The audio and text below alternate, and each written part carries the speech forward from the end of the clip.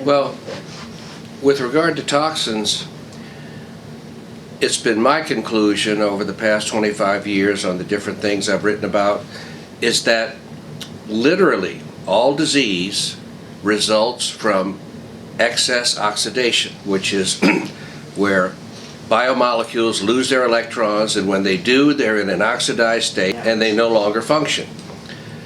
So all toxins either directly or indirectly oxidize, and that's the entirety of how they cause their damaging effect. If you don't have oxidation, you don't have damage. If you do have oxidation, you do have damage, and it's just a question of which biomolecules and which concentrations and which locations that determines the disease process. So, when saying what is the importance of toxins, toxins are everything. We have no disease without a toxic/pro-oxidant effect. When a pro-oxidant effect exists that has not been able to be neutralized effectively or eliminated from the body, biomolecules get oxidized and you increase oxidative stress, and that's the entirety of disease. So, with regard to what we're living in today, this, I believe, is one of the primary reasons why so many diseases are more and more and more difficult to effectively treat, is because if you go back to the 1950s and compare it to now, I mean, we have an astronomical increase in toxins, and they all have this pro-oxidative effect, and they all need to be dealt with quantitatively with an equivalent amount of antioxidation, which is not just vitamin C, but any nutrient substance that can redonate electrons back to oxidized biomolecules. When that can be done, you literally, pardon the term, cure the cell. Okay? If the oxidized biomolecules can be brought back to their reduced state in a sufficient quantity in the proper locations, you have a physiologically normal cell. And if you have enough physiologically normal cells, you no longer have a disease, or you have a greatly lessened expression of disease. So yes, toxins are really the singular thing you need to worry about, okay? And of course, I've written a lot about some of these sources of toxins. Obviously, there's an enormous amount and increasing amounts of a wide variety of environmental toxins. Different businesses, different industries, they just, well, I can't judge their motive, but they just put new toxins and new quantities in the air, food, water, every day. However, even today, still, maybe not forever, but still, the number one source of toxins that excessively oxidize biomolecules and make and keep you sick come from the mouth. Okay? It's infections, infected inflamed gums, root canal teeth, which are all infected, and asymptomatically infected teeth, which we've recently discovered are very common, and secondarily, infected tonsils. These four areas just contribute an incalculable amount of toxicity to the body, and in my opinion, based on the literature that I've reviewed, the patients that I've seen over time, the responses that I've seen, I would make the assertion that this is the well over 90% reason for promoting the body-wide increased oxidative stress that allows different diseases to develop and evolve over time. So yeah, toxins are the key. Electromagnetic forces, well, similarly, just like inappropriate EMF or even radiation, it still all comes around to oxidation. The only way those things damage you is to the degree that they induce the loss of vital electrons from important biomolecules. To the degree that that occurs is the degree to which you have a disease, and the accessibility of those biomolecules to antioxidant influence determines pretty much your recovery rate. Also very important, and I think it's very intuitive and logical, but it needs to be pointed out, is that it's not just enough to address the damage. So it's not just enough to try to do things that reduce back to normal state oxidized biomolecules. What's also necessary is to address and slow down, and if possible stop, the formation of new toxins that are coming into your body. As my mentor of 25 years ago, Dr. Huggins, told me when we were talking about this, and I was not really getting the concept well, if you will, he got frustrated with me and he said, Tom, you can't dry off while you're still in the shower. And that may sound simplistic or silly, but it's absolutely true, and it's absolutely directly analogous to what's going on in the ongoing battle that our bodies fight on a daily basis between new toxins coming in and our ability through supplementation, diet, and clean living that we can bring enough of a counter force of antioxidants to keep things in a relatively healthy balance. So you're saying that the toxins will affect each cell individually? Yes, but the variability of toxins, in other words, a lot of times, and me included, when I first started working this concept, I thought, how is it possible that all toxins seem to do the same type of damage? Because at that time I saw that vitamin C, which is an antioxidant, was able to effectively neutralize any toxin that it encountered. So I said, how is that possible? Because you have unlimited thousands and thousands and thousands of different chemical structures, different toxins. How is it that one molecule can neutralize the toxic impact of that? The only answer was, in my opinion, is that there had to be a final common denominator of toxicity, which is directly oxidizing or causing something to be oxidized. So to that degree, the variability of diseases determines the biochemical nature of the toxins, determines the different disease, because one large hydrophobic molecule is not going to go to the same places and accumulate as a small hydrophilic molecule. So the different toxins go to different places at different concentrations, and that determines which biomolecules and which location and which concentration get oxidized and stay oxidized, which determines your disease expression. So it's really, in my opinion, elegantly simple as to what causes disease, but as we all know, what severely alleviates, ameliorates, and cures disease is much more complex, because that's where the complexity comes in. Is, okay, we know stuff is getting oxidized. How do we prevent it? How do we reverse it?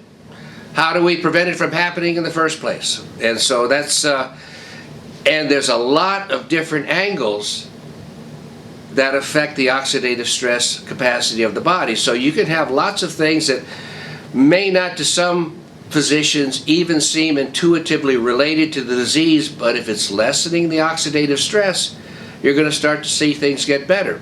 This is why, for example, hormone therapy adjustment is absolutely so vital.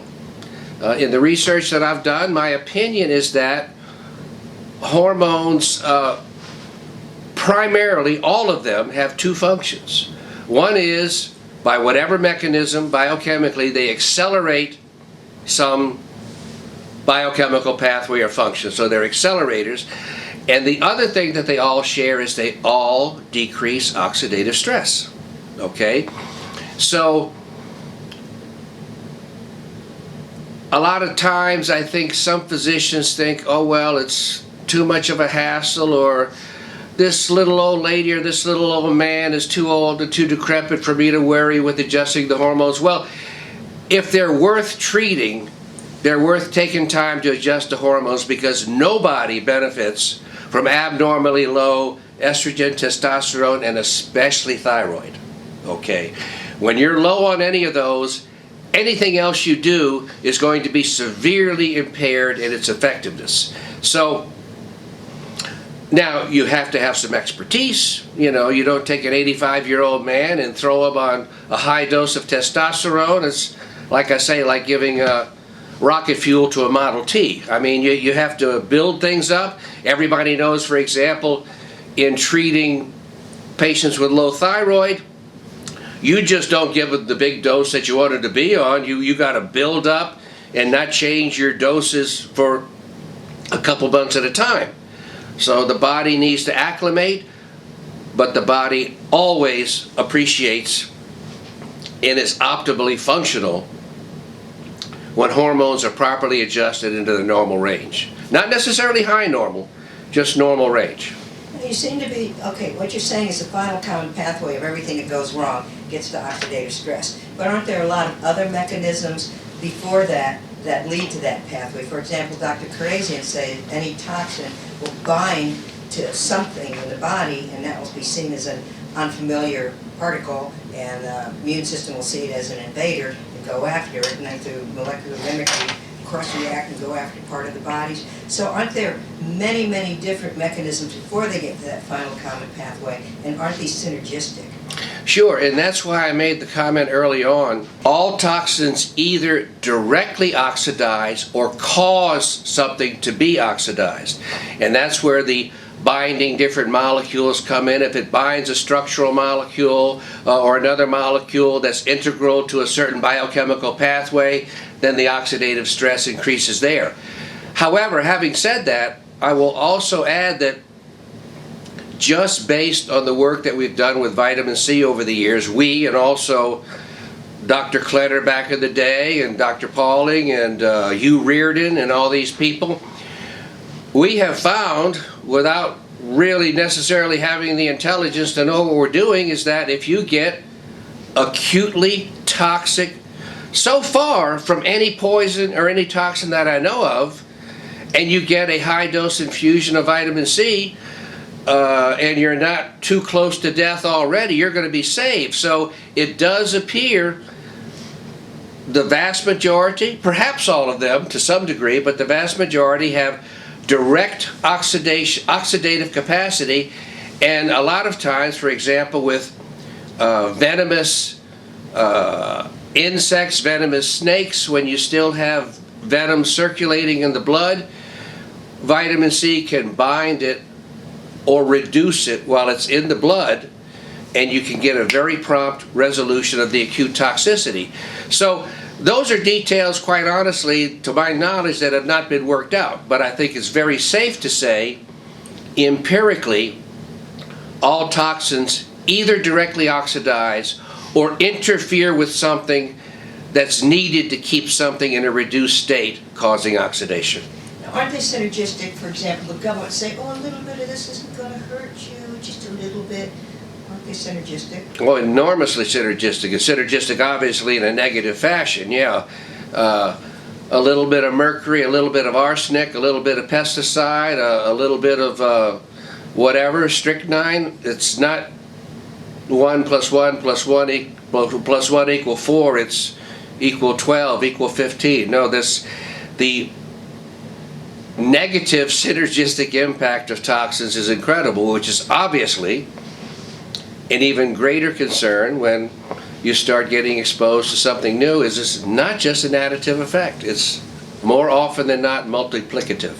Now, you're an expert on teeth. Now, isn't it true that the mercury, when you brush your teeth or chew on something, the mercury kind of vaporizes and goes into the brain? Sure. Well, a big fiction for a long time, I guess many dentists still believe it, a big fiction is that the mercury in a silver amalgam filling, which is a misnomer, it's really a mercury amalgam filling greater than 50%, but they don't want people to hear the word mercury, so they call silver, which is like 10 or 15% of the amalgam. It was long felt to be the case is that the mercury was chemically bound in everything that it was involved with, so nothing could escape. And that's absolutely incorrect. I'm not a sophisticated enough chemist to give you a satisfactory explanation of what the difference in the state is, but let's just say the amalgam is not a chemically altered substance. It's a combination of the different substances that are still intact and still have their own basic chemical qualities. Meaning, the natural thing for mercury in its liquid state or in the amalgam state is when you have enough of a mechanical stimulation, acid stimulation, like with acidic foods, you can and it has been repeatedly detected. You can see the mercury vapor coming up from the fillings. So a great deal of incorrect assumptions have been just given the validity of being true, and they're not true in the slightest degree. So that's one of the bugaboos about mercury fillings, is they're just a long-term, slow-release time bomb of what's known as the most toxic non-radioactive element on the planet, namely mercury. Now, do you think this belief that this isn't harmful pervades the whole field of toxins? I mean, is the stuff that we're being told about all these chemicals, do we need to question it? Well, you know, it's an interesting question, because my take on that is that most people, most scientists, most physicians will tell you toxins are bad, okay, without maybe really knowing why. Toxins are bad, and they'll tell you, yeah, we're definitely getting exposed to more toxins these days, but it never really sinks in that this has to be the primary focus if you want people to get better, is we need to find ways to curtail new toxin exposure, not just accept brand new increased toxin exposure on a daily basis. So it's sort of a, I don't know, a dissociation of one reality with another reality, and they like never come together to say, oh, this is what we need to concentrate on. I mean, so many physicians, so many scientists, they're into their own little microenvironment, and they're just doing one thing with one substance, maybe with a patient, maybe with a laboratory, and like I say, they're like a pimple on the body. They're just one little micro focus of irritation, and they've got no idea what's going on with the entire body. So that's sort of just the nature of our... Okay, the next question would be, how is this affecting our children? What's it doing to our lifespan? Is our lifespan decreasing? Well, the impact of toxins on younger folks, kids, lifespan, it's all intimately interwoven into the concept of aging. First of all, with regard to its impact on kids, on longevity, toxins are our common universal foe in all of this, because to one degree or another, it's just toxins and pro-oxidants that determine disease, as we talked about earlier, the degree to which it influences oxidative stress. And the concept of aging, I think, is very important. It's not a total explanation, but I think it's the majority of the explanation, is to say that aging is the point in time at which the physiological oxidative stress, I say that because every normal enzyme, every normal function of the body inside the cell produces a certain amount of oxidated byproducts. And when you're younger and normal, you process those, you eliminate those, there's no long-term damage to the cell. But as you get older, enzymes and other biomolecules tend more to stay in an oxidative state, and the little bit of physiological oxidative stress starts to accumulate, and it's basically still just increased oxidative stress that ultimately causes a cell to get diseased and then eventually to die. And that really, in a nutshell, is aging. Now, with regard to kids, they have their own unique exposures, okay? For whatever reasons, maybe probably the fact that they're always playing together and they're in little closed communities, the incidence of infectious diseases is enormous, and any infectious disease, make no doubt about it, does all its damage by promoting oxidation. Any given virus, bacteria, The metabolism of that virus or bacteria produces toxins and produces pro-oxidant byproducts, and ultimately, whether you live or die or just stay sick is the degree to which that stress remains unneutralized and you haven't been able to eliminate the infectious agent from your body. Really, the only time an infectious disease kills you or makes you critically ill, other than by direct oxidation, is when, for example, let's say you have an infection in and around a vital organ or a blood vessel, and oxidation is breakdown, just like iron rust, oxidation is breakdown, and if that infection eats into a blood vessel wall, then you can die of hemorrhage, and you're not really dying of oxidation, but it was still oxidation that caused the problem. The other thing with kids is early on you have to deal with the fact that their immune systems aren't as mature as an adult. You have to deal with the fact that there's no way around the fact that for most kids, the enormous amount of mandatory vaccines and vaccinations they're getting always inflicts some degree of pro-oxidative damage. Now, I'm not going to get into a pro-vaccine, anti-vaccine thing, but I will tell you that vaccinations induce an immune response by being toxic antigens. So you're always going to have the risk on a child or baby with a weaker immune system of sustaining some damage while you're getting the protective antibody effect. And let me quickly add to this, there's a very easy answer to this, and the pharmaceutical industries don't need to lose a penny. They can make their billions if we just make it mandatory or strongly advised that infants, children, and adults getting flu vaccines, whatever, get a large dose for several days of vitamin C before, the day of, and for days afterwards. That does two things. Vitamin C, we mentioned earlier, is the ultimate antitoxin. It neutralizes toxins. When it neutralizes a toxin, it neutralizes whatever negative impact it potentially can have. And number two, we do vaccinations. Why?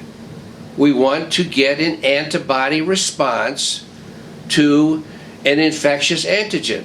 And what does vitamin C do? Vitamin C augments antibody production in the immune response.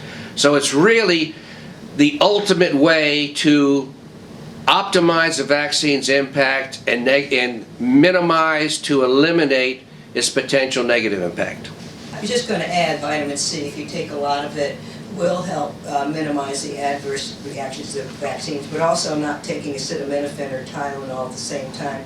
Other countries don't do that, and they don't have as many reactions. So if we didn't take the Tylenol acetaminophen, which is affecting our liver, that can also help deal with whatever happens with vaccines. Sure, and unfortunately, most of our prescription medications relieve a symptom, interestingly enough, through a toxic pathway of inhibiting or neutralizing a chemical, an agent, an enzyme, so that a symptom doesn't evolve. That's, of course, the big difference between modern mainstream medicine and integrative or orthomolecular medicine. Orthomolecular basically means, and Dr. Linus Pauling coined this phrase, coined this concept, is that the right amounts of the right natural agent in the right location for the right period of time pretty much normalizes anything. It's kind of like, and this may sound silly, but I think it brings the point home, is that nobody develops a prescription medication deficiency. But everybody can get a C deficiency, a thiamine deficiency, a mineral deficiency, and unless those deficiencies are repleted with what you're deficient, you're fighting a losing battle. And like I said, for the most part, with rare exceptions, prescription medications just suppress a symptom by poisoning another pathway. What about kids crawling around on carpets with bromine and crawling around couches with bromine and flame retardants, doesn't that give them an extra hit? Sure, absolutely. We mentioned earlier just the number of, well, so many industries these days, they just develop a product, and I know it would make things a lot more expensive for the public as well, but there's really, for most type of products, there's really no mandatory safety testing or seeing things that outgas and everything like that. But as you mentioned earlier, it's synergistic. It's 1 + 1 + 1 = 7. It doesn't equal 3. And are kids more vulnerable because their cells are growing faster? As you say, the immunity is not up. But, you know, like with EMF, the skulls, the bones are much smaller, the skulls are much smaller, and, you know, any radiation that might penetrate a little bit for a human being will just go through most of the child's head. So aren't they just more vulnerable to everything? Well, yeah, and your point is well taken. Just like with infections and anti-infection agents with antibodies, you're going to have an impact on a rapidly growing infection a whole lot more quickly than you're going to have an impact on something slow growing like tuberculosis or leprosy. Okay, I mean, if a cell multiplies every few days rather than every 15 or 20 minutes, any agent that impacts the cell cycle is going to be much more rapidly effective in the more rapidly multiplying situation, of course. So that could be why people are getting sicker sooner? Oh, there's a lot of reasons for people getting sicker sooner. There's all the things we just talked about. Also, gosh, without getting too political, I just have to say that the internet has done an enormous amount of good. I mean, there's things that people know now that they never knew 20 years ago, and doctors are some of the most pig-headed people I know of with regard to whatever their motivation is. I can't judge their motivation, but I can say they're pig-headed with regard to any new concept, or at least new to them, that's going to change the way they practice. It's almost like a doctor thinks getting a medical degree is as a license to never think again.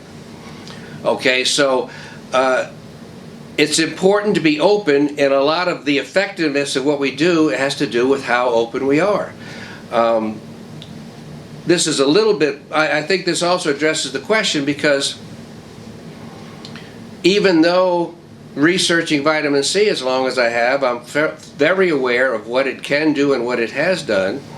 And even now, we recently had a physician who showed that very small doses of vitamin C, given IV every 6 hours, virtually completely eliminated the mortality due to sepsis. And sepsis is the #1 reason patients die inside the hospital. Regardless of what disease they had, they end up getting septic, and the overwhelming oxidative stress of that sepsis puts them 6 feet under. And as it turns out, when you use these small doses of vitamin C, it virtually eliminates mortality due to sepsis. The patient might get over their sepsis and still die days or weeks later from their primary condition for which they came in, cancer, you name it, but the sepsis doesn't claim them. And there's a lot of people where their primary problem is sepsis, and once you take care of that, they're good to go again. Yet even in the face of this overwhelming evidence, I will say this initiated many trials around the world now, which are ongoing at this point in time, but I just can't conceive of how, because I've gotten the emails, I've gotten the communications, so many patients, patient families have literally begged their arrogant physicians to give their dying loved ones vitamin C in the ICU, and they refused. I'm sorry, I'm also a lawyer too, okay? And that's negligent homicide. That's negligent manslaughter. And I know in the law, you have a due diligence to bring yourself up to whatever field you're dealing with. And although it's not emphasized, you have that same obligation as a physician, all right?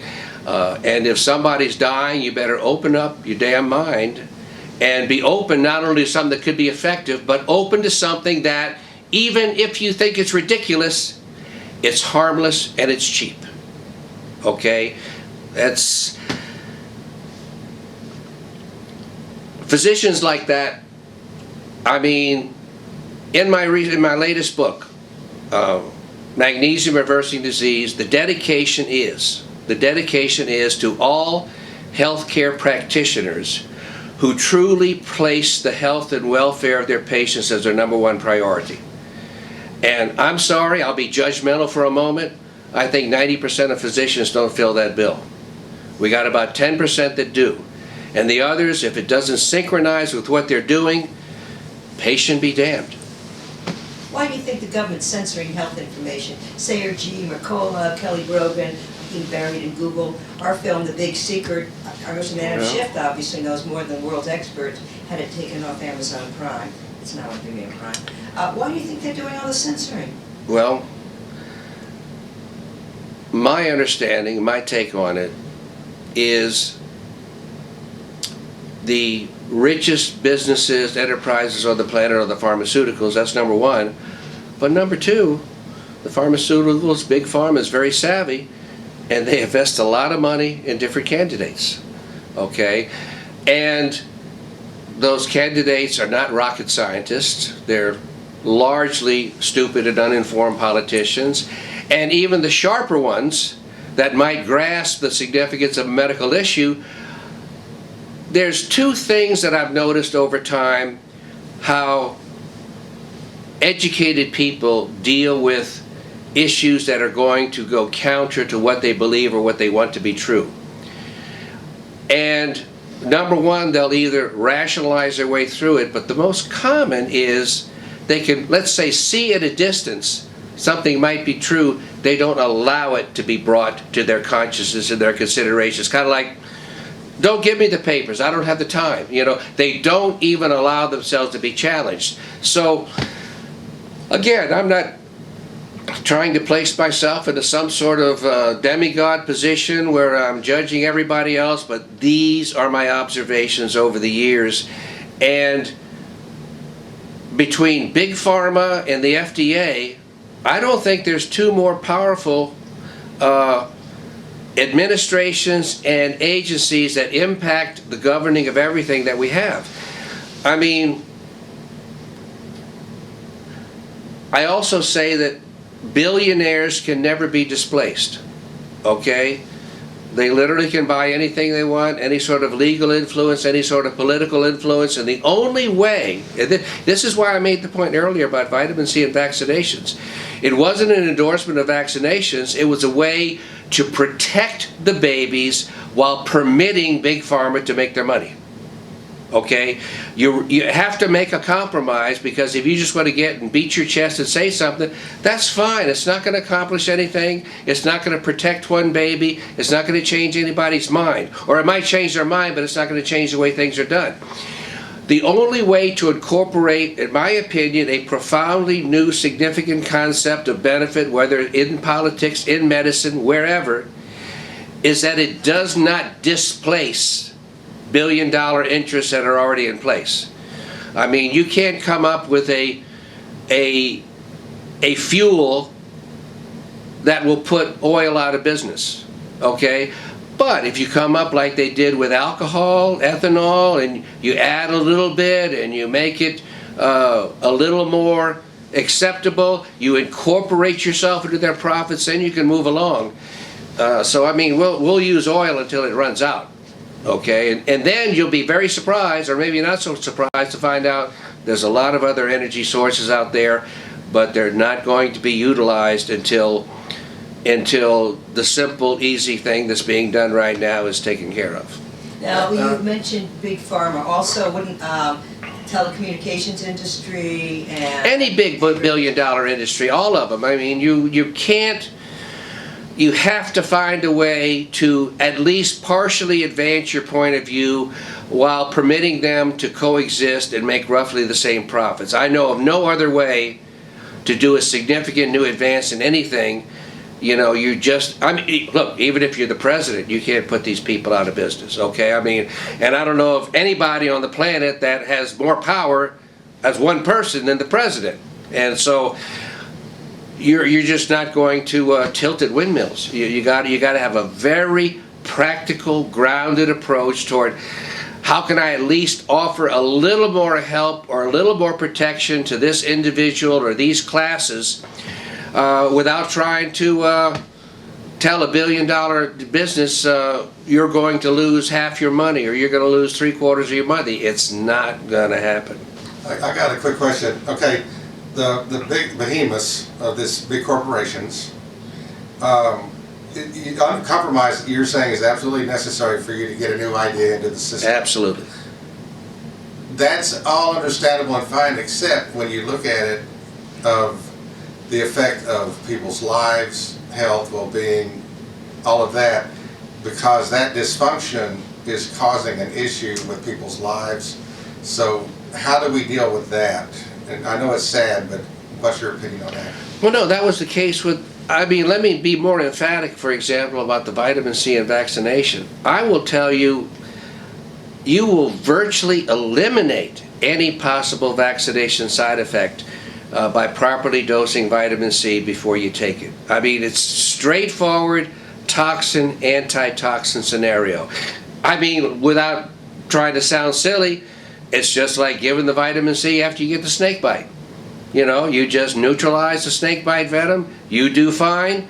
So now your real problem comes when you're in a scenario where you can't think of a way to stop something, to stop a harm from being inflicted without a direct confrontation.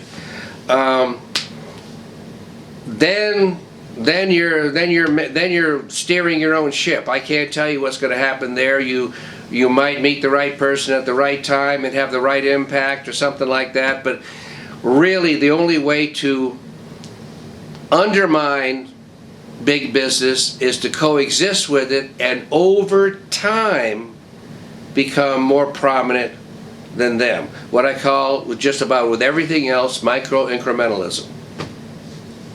Okay, one other little question I was want to throw in here. Vitamin C, different types. What do you think is the best way to take vitamin C? What kind of vitamin C? That's actually a bigger question than you think, because there's a lot of different conditions and different types of vitamin C and different ways of administering them.